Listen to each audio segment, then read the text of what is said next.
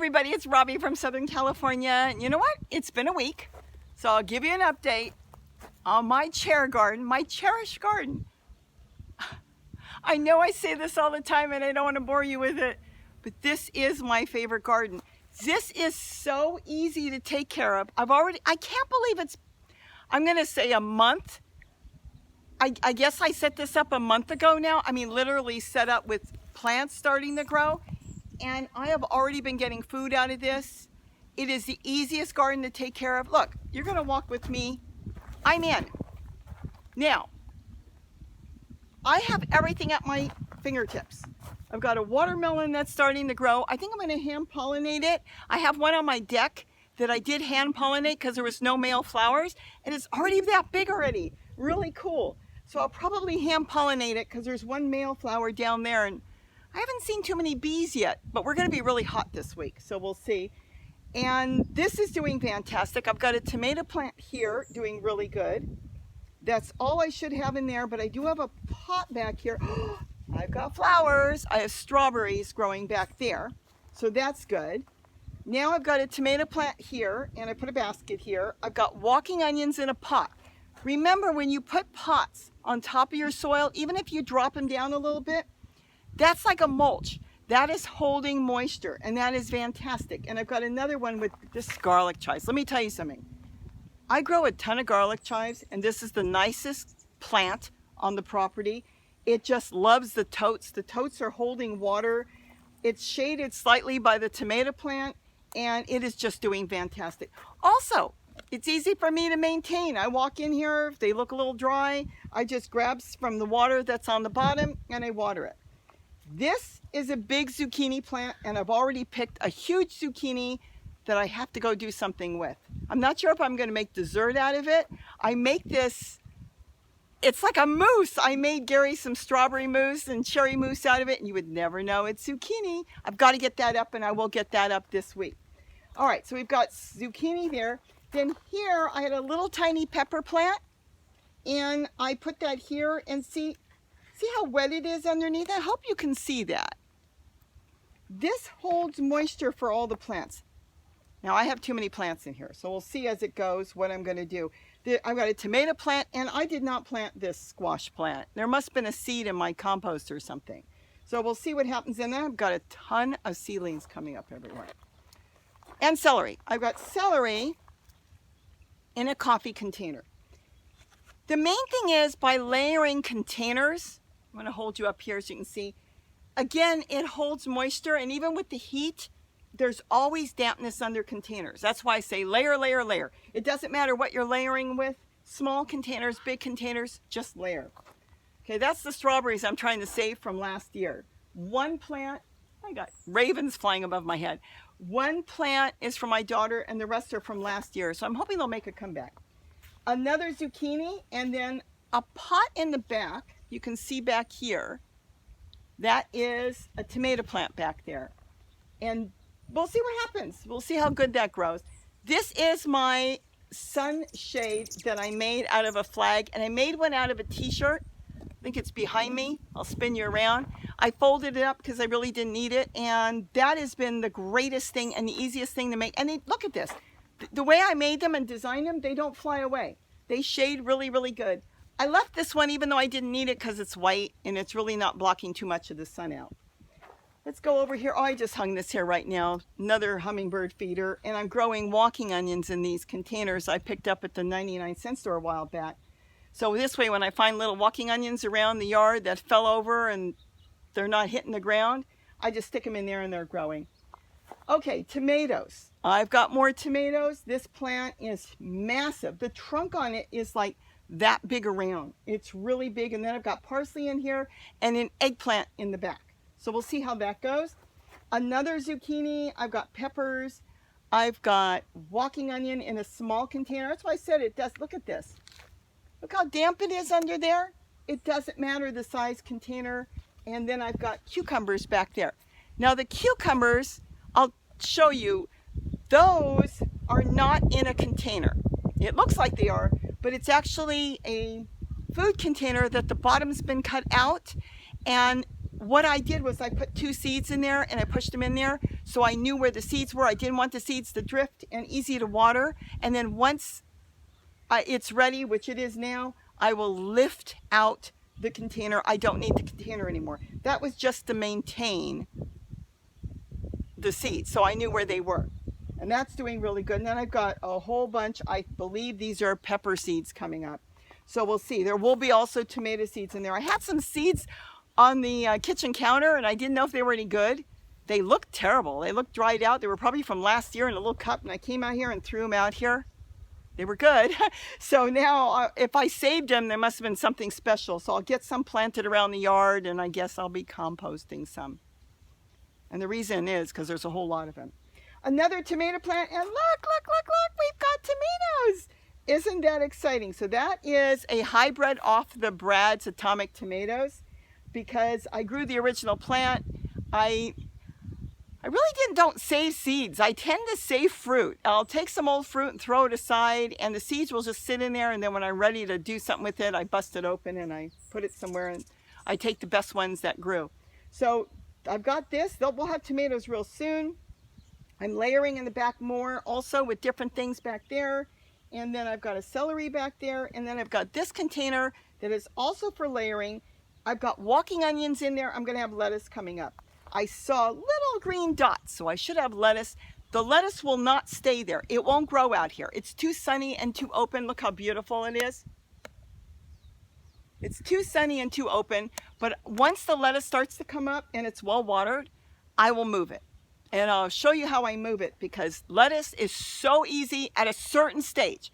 If you go past that stage, it won't move good. So we will get into that.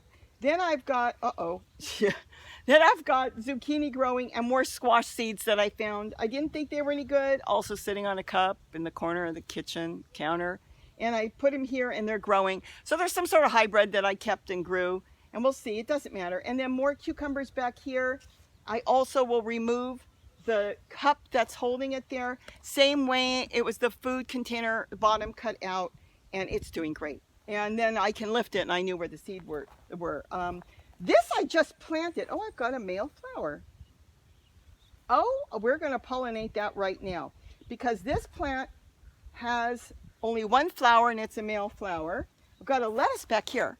You can see I've got a lettuce back here. This is a pepper plant, but I've got two male flowers now out here in this section here where the chairs are. One over there, and I've got one female. So I'm going to pollinate that right now, and you'll watch me do it.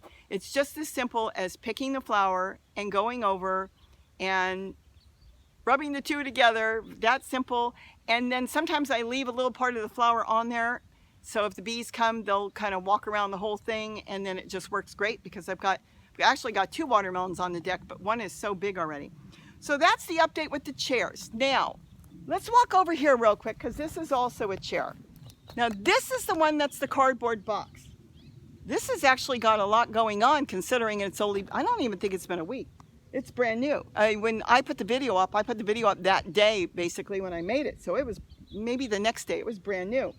So I've got sage, which is growing really good. I've got walking onions. These can be lifted and moved. Again, very damp underneath. Beautiful under there. This is basil, and I've got peppers. Now I've got some squash seeds. I threw some seeds in there, and they're growing. Some tomato seeds came up. They're growing. I'm not sure on the corner. So something over there. And then I've got walking onions, and again, a little tomato in there. So we'll see how it goes. The cardboard box being covered in a tablecloth is working out really good. If you've got plastic, you can buy plastic from the hardware store. You could use the same thing. Gary buys it sometimes for his projects. It's a big roll for, I think he said like $25. You could do that with cardboard boxes if you'd rather do that. The other thing you can do, if you're buying potting soil, let's say a great big 2 cubic foot bag or bigger, you can split that bag, and you can use that bag as your top liner too, to protect the box. Remember, that box is going to disappear, but hopefully it will last for the next few months. It's off the ground. If it was on the ground, it would break down. It would already be gone here. So here it's doing really good. And one more thing I want to bring you over here, which I haven't done yet, but I'm going to show you when we do it. I'm going to plant one more chair. But this is different. Look at this. This is a metal folding chair I ordered from Walmart for $10. I think that is so cool. If you don't have any patio chairs and you really want to get a chair, this is the greatest way to do it. You can order a metal one. It's not going anywhere. Now, I did have to put plates underneath the legs because the legs are really skinny. And again, I'm dealing with wood chips. If you had it on cement, a patio with cement or wood, a wooden patio, a deck, you wouldn't have to deal with that. I have to deal with the legs going in wood chips.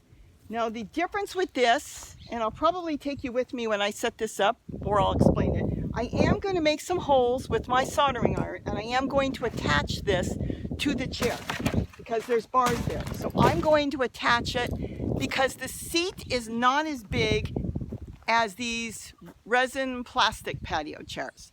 They have a deeper seat when you sit down. That does not, because the back came forward, so it's harder to push my 18-gallon tote. Now, if you were using a small tote or a round container, I do have a round container. Let's walk over and get it. It would work fine. So you don't have to use totes. You could even put grow bags on there if you wanted to.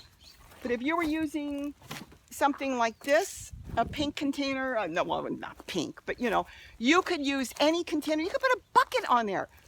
Remember, chairs are designed to hold about 200 pounds. Let's do this. Now see, that will fit perfect. Just put that on there if I wanted to. I could do it like this, and then I could just tie it on. So it doesn't have to be a tote. You could put a box on that. And why would you put a box? Because you could do the same thing with a box. You can put your box inside a trash bag or cut the trash bag like I've showed you how I've done it, and then line the box, and then you could put the box on a folding chair like that. Whatever you want. It could be the box that fits the best, the smaller box, and then you can line the box with plants, or you could put soil in there. I definitely would protect that box with plastic.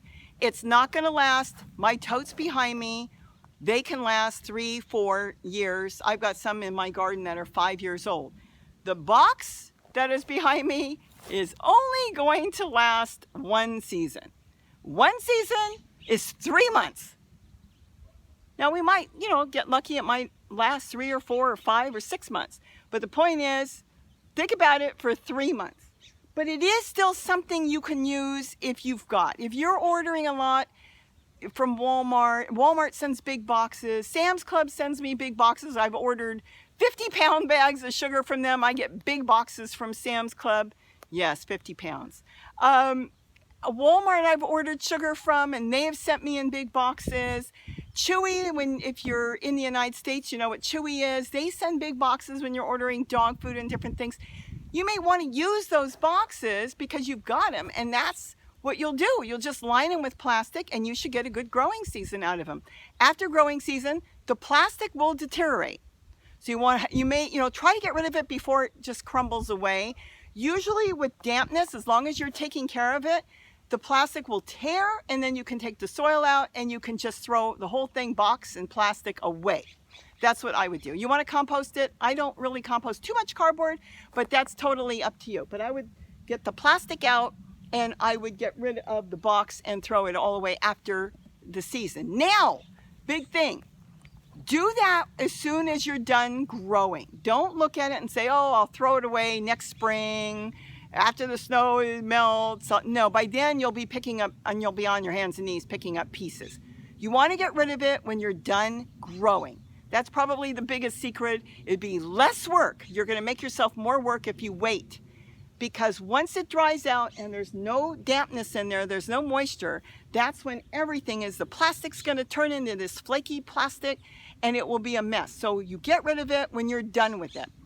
You're ready to hide in the house, the snow is coming, you're not gardening, get rid of it at that point. Leave the soil, dump the soil out right where it is, then don't worry about it till next spring. Go back and collect it, shovel it up, and put it wherever you want. But get rid of the plastic and get rid of the box when you're done growing. So I think I've given you a quick tour of what's going on. Yes, I have a hummingbird living here. And yes, it's probably a little Rufus that has decided that that is his, because he's out in the open here. He's got, look at it, he's got trees. He's got all kinds of stuff back here. And it's like, this is the greatest place, and I want nobody here but me. That's That's all right. While he's chasing somebody off around the property, I see other ones coming in and feeding. That's what they do. I sometimes think they work together, but I know they don't. So I hope I've given you some more thought on different things you can use and do. I also wanted you to see how the garden's going. And he's actually behind me. He just came in front of the camera, right behind the camera. The thing is, I am going to have to admit, this is my favorite garden.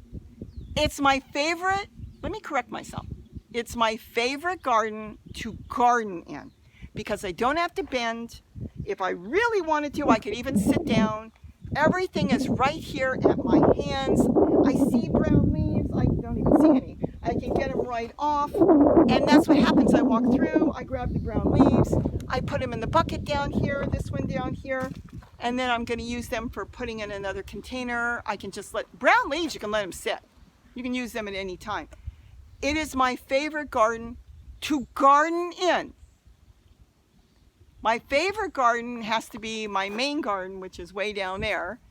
And that one is set up with the water fountains and all the birds. And that is my favorite garden because of nature.